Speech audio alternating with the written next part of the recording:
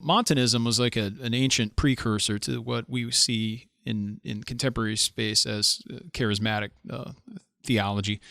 And we see that very, very common, that desire to speak in tongues or to have these other kind of extra rational, irrational, ecstatic experiences where it's not so important to understand the content of the message so as to have the experience of receiving supposedly that revelation.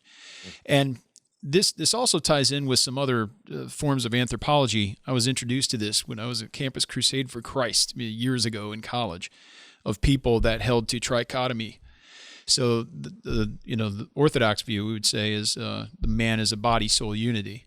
And so when scriptures speak of soul or spirit, it's speaking of the same thing, maybe from a different perspective. But there are others who hold to a view that man is body, soul, and spirit, that soul and spirit are distinct and separate, distinguishable features of a human being.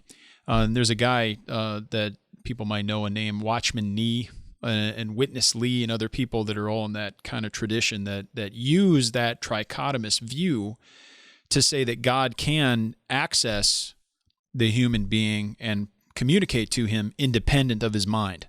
And that's where it becomes convenient to have a spirit different from the soul, because you can experience things spiritually, but not psychically or through the soul.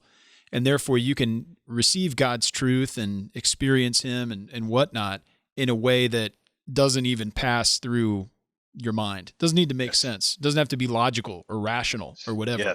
It's independent. It circumvents the rational, the mind.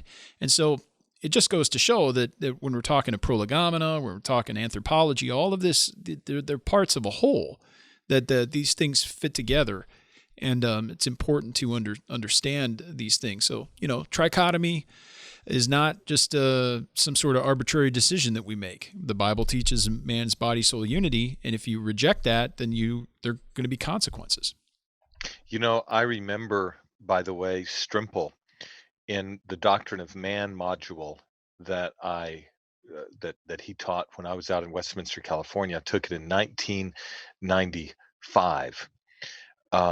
That in that module, he said, I don't want to offend anyone, and I want to be as measured as I can be, which is typical Strimple. But he said there is virtually no end to the theological mischief that flows from trichotomy. Mm-hmm.